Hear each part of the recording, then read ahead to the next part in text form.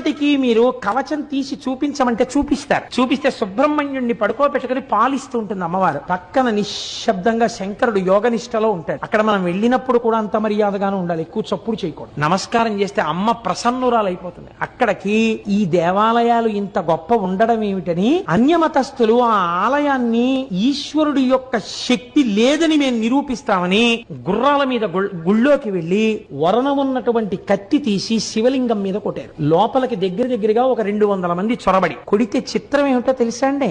శివలింగం పగిలిపోవాలి. శివలింగం మీద కత్తి వాటు పడింది. తెగిపోతే ఎలా పడుతుందో అలాగే పడింది. పక్కన అమ్మవారు ఉంది, అంతే. ఎక్కడ నుంచి పడ్డాయో తెలీదు. పెద్ద బండరాళ్లు పడి లోపలికి వెళ్లిన 200 మంది నజ్జైపోయారు. శివలింగం అలాగే ఉంది. మీరు ఇప్పటికీ ఆ కవచం తీసి చూపిస్తే వాళ్ళని అడిగితే చూపిస్తారు, కత్తివాటు ఉంటుంది శివలింగం మీద. అమ్మవారు ఇప్పటికీ శక్తి స్వరూపిణి అయి ఆ యనమదుర్రు గ్రామంలో లోకాన్ని కాపాడుతూ ఉంటుంది. మన ఆలయాలు, మన వైభవం, మన సంస్కృతి, మన వేదం అంత గొప్పవి. మీరు ఈ మాట భీమవరం వెళ్ళినప్పుడు తప్పకుండా పక్కనే ఒక 7-8 కిలోమీటర్లు ఉంటుందంతే. ఒక్కసారి ఆ యనమదుర్రు క్షేత్రానికి వెళ్లి చూడండి.